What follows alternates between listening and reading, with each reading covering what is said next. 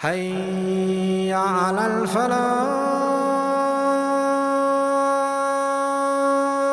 Allah says, get young people married, or get non-married people married. Allow them to get married. This is a broad commandment. And who does it apply to?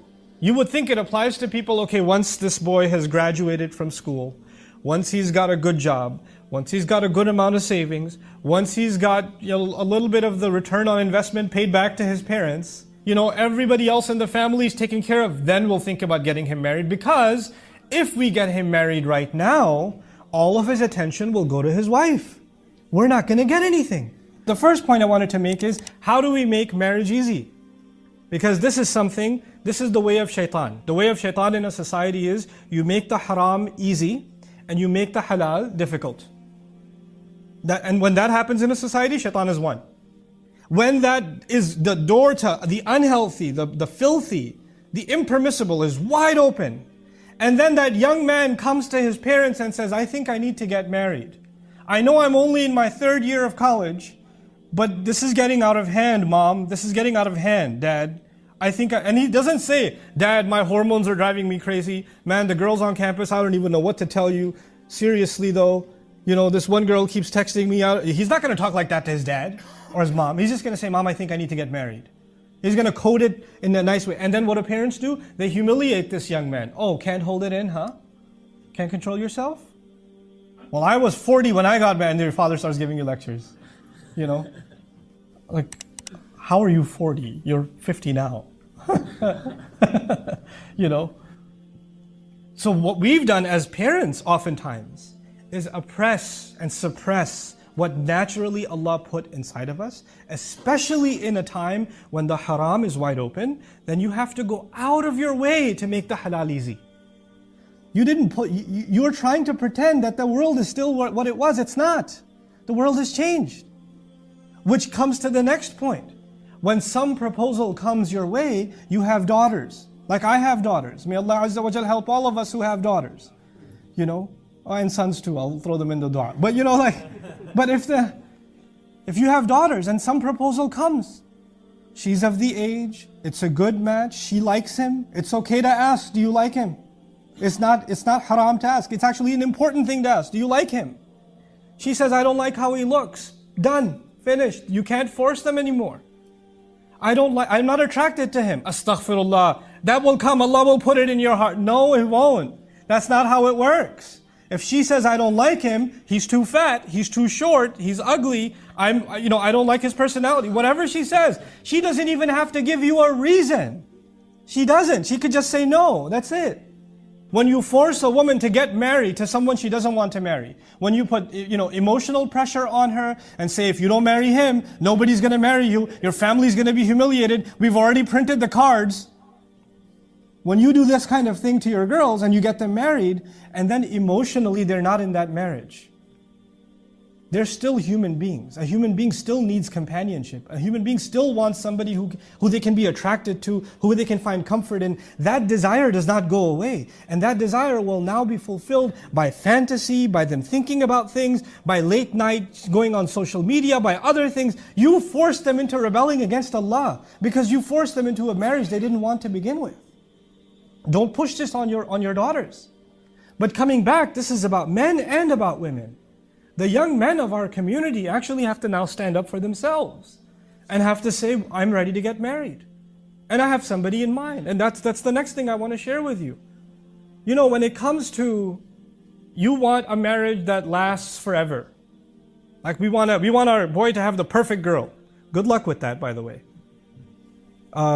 Because perfection is not going to happen in this, and your boy isn't perfect. Let me tell you. If you don't know, let me tell you. We're all human beings, and human beings have flaws, and sometimes things work, and sometimes things don't work. But let me tell you, when a young man and a young woman are old enough to get married, that actually means they're old enough to make their own choice. Let me repeat myself. When they're old enough to get married, they're old enough to make their own choice. And maybe you don't like their choice, and your job and my job as parents is to advise them and say, I don't think this is a good choice. I think that you could do better. By the way, as a parent, I think I'm always going to say you could do better. I'm always going to say that. But maybe you think this is a mistake. But if your son is 25 years old, your daughter is 30 years old, and she wants to make a mistake, that halal mistake is way better. That halal mistake is way, and maybe things don't work out in 3 years. That's still better. That's still better than you refusing, because I have seen enough cases. I don't talk in theory. I'm talking based on what I've seen, the conversations I've had with people, with real Muslim families around the world, especially around the United States and Canada, where people are, this man comes and says, I want to marry this girl. The father says, no, you're not from the same country, you're not from the same culture or whatever. You can't get married to my daughter, or the other way around. But these two are still already emotionally attached. So they're texting each other, talking to each other, hanging out with each other, having dinner with each other. Parents don't know. 5, 6 years go by, they're refusing other proposals. Then the girl is forced to marry somebody else and she's still talking to the guy. And all of this was that evil, that this whoever she married didn't deserve this. He didn't deserve this. But all of that evil was created by the stubbornness of parents who didn't realize that their children live in a different time. Where allowing marriage first is a bigger priority than anything else. The only marriage proceedings mentioned in the Quran are that of Musa alayhi salam. Like from 0 to 100, like finding a girl and getting married to a girl.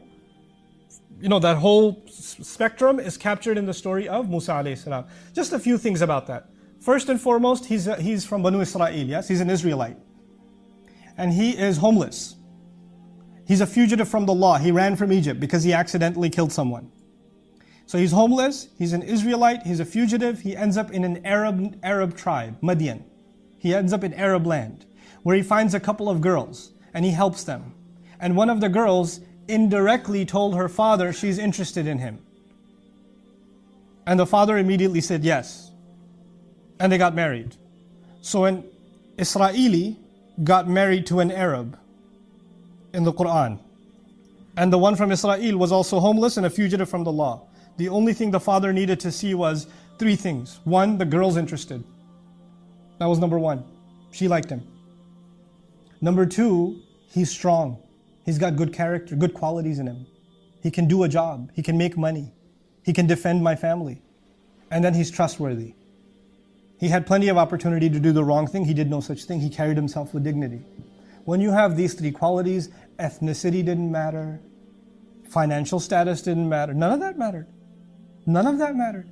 As a matter of fact, in this case, if nowadays when you say this, it sounds suicidal, for 10 years, between 8 and 10 years, Musa alayhi salam lived with his in-laws and worked for his father-in-law. And his paycheck came from his in-laws. Today when you say to somebody, hey, where do you work? Oh, I work for my father-in-law and I live with them too. Well, what a guy. This is a real man? This is a man even? He lives with his in-laws? You want to question the manhood of Musa alayhi salam? See what happens to you. Because you don't want to get punched by that man alayhi salam. What I'm saying is there are sometimes unusual situations. And Allah mentions them on purpose in the Quran because sometimes the marriage is going to be under unusual situations. Not every situation can be ideal. And in your family, if there's an unusual situation, don't sit there and cry, why couldn't we have a normal kind of situation? That's okay. Life is not about normal. Actually, when you dig deep in every family, there's no such thing as normal. Every one of us is weird. Every one of us has strange situations in their family. So we have to adapt and we have to be flexible and we have to be merciful to our coming generation, allowing them to get married in a healthy way and having that open conversation with our sons and with our daughters. May Allah Azza wa Jal bless this community with healthy marriages. May Allah Azza wa Jal allow us to do right by our children and our children to do right by their children in raising children on Islam. Barakallahu li wa lakum fil Qur'an al-Hakim wa nafa'ani wa iyyakum bil ayati.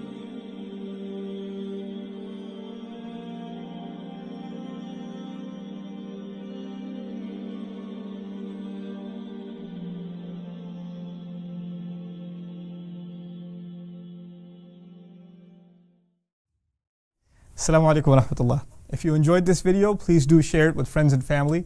If you want to see more videos from this series, click on the box at the top. If you want to see other videos, click on the box at the bottom. And don't forget to hit the subscribe button. Thanks.